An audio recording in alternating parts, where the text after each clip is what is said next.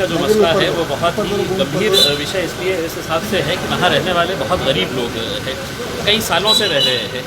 ऐसा नहीं है कि नियम ये कहता है कि अगर कोई सरकारी अधिकारी या कर्मचारी जिसको सरकारी निवास दिया जाता है उसके रिटायरमेंट के फ़ौरन बाद ही कुछ महीनों के अंदर उसको नोटिस इशू की जाती है कि अब ये घर खाली कर दिया जाएगा, क्योंकि वो घर किसी और को अलॉट किया जाता है।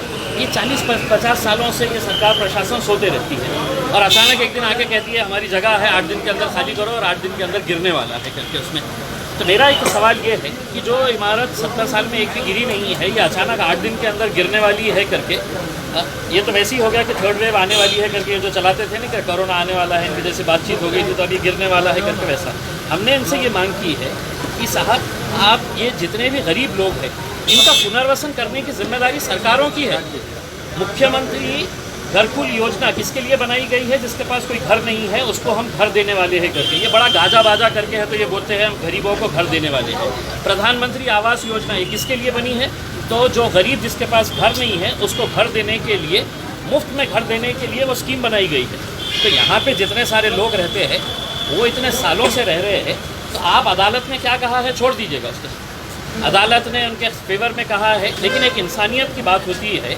ऐसे ऐसे लोग वहाँ पर है जिनका आगे पीछे कोई नहीं है, 70, 75, 80 साल की महिलाएं हैं जिनका ना बेटा है ना पति है ना कोई है, वो अकेले रहती है। ऐसे लोगों को आप बुलडोज़र चला के है तो उनको कहाँ पे है तो बसाने वाले हैं। हम सरकार से यही अनुरोध कर रहे हैं और सरकार में बैठे, ये ऐसा नहीं है कि इनको ये प्रश्न पता नहीं है करके, तो ये अब सिर्फ आप सुनने की बात मत करिएगा, आपने यहाँ पे आके फैसला सुनाना चाहिए था। जो मंत्री जी यहाँ पर आके लोगों की कहानी सुन रहे हैं, लोगों के बारे में सुन रहे हैं कि उनको क्या तकलीफ़ है करके, क्या उन्हें पता नहीं है? क्या उनकी पार्टी के लोगों ने उनको बताया नहीं है कि पिछले 8 दिनों से है तो इनकी दिवाली कैसी गुजरी है करके?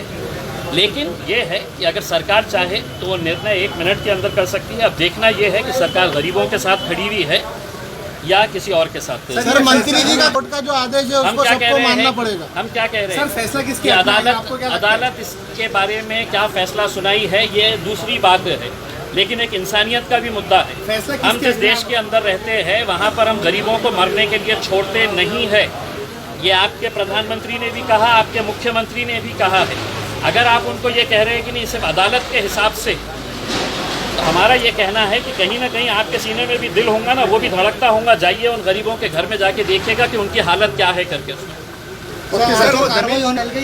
तब अब ये फैसला जो है वो सरकार में बैठे, और सरकार का मतलब ये है कि सरकार में बैठे शिवसेना वाले, राष्ट्रवादी वाले और कांग्रेस वाले यहाँ पर आके, सिर्फ यहाँ पर आके बैठ के यहाँ पे गाजा बाजा मत करिए। आपकी सरकार है, जाइए और वहाँ से फैसला लेकर आइए और कहिएगा कि हमने फैसला लेकर आए हैं, अब ये घर नहीं टूटेंगे। सर अभी जो है 50 साल की बुजुर्ग जो है तो सुबह 4 बजे से बैठे हुए हैं। आपको 4 बजे से लग रहा होगा, मुझे 8 दिन से है तो उनकी दिवाली कैसी गुजरी है मैं जानता हूँ करके।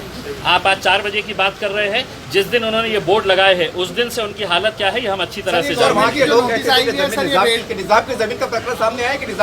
जो भी है, जमीन किसकी है, सरकार की है, निजाम साहब की है, हमारी है, तुम्हारी है, कोई मतलब नहीं है। अगर वो जमीन सरकार ले रही है तो उन गरीबों को कहीं ना कहीं बसाया जाए। ये हमारी नोटिस लगी थी 31 तारीख को, ये बैनर पे फर्स्ट टाइम लगी थी, हमने तो फर्स्ट टाइम देखा। आप क्या कहना चाहेंगे इसके बारे में? जो बैनरों पे 13 बैनर, उन्होंने अगर तय किया है कि गिराना है करके, तो एक पहले दहशत का माहौल तैयार करो, फिर पुलिस वालों की जोर जबरदस्ती करो, उसके अंदर दादागिरी करो, फिर उन्हीं के नेता आएंगे और उनके आश्वासन देंगे कि हम ऐसा करेंगे वैसा करेंगे। आप फैसला सुना के जाइए।